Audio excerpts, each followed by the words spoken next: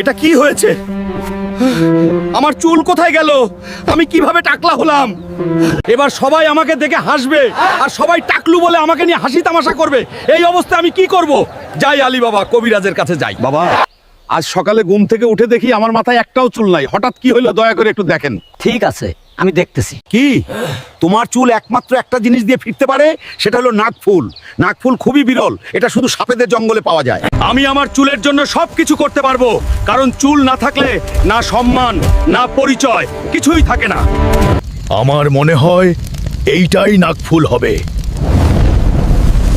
আরে স্নাকু, তাহলে গ্রামের লোকেরা ঠিকই বলেছিল, এই ফুলের ভেতর লুকিয়ে আছে বিশাল এক দিব্য শক্তির সাপ। যা কিছু হয়ে যাক, আজকে আমার হাত থেকে কেউ বাঁচতে পারবে না। সাপের বাচ্চা সাপ।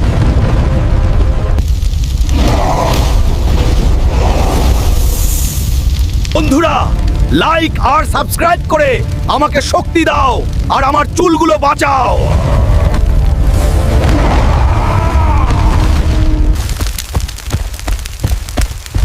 এই নাও বাবা নাকফুল, এবার আমার চিকিৎসা শুরু করো।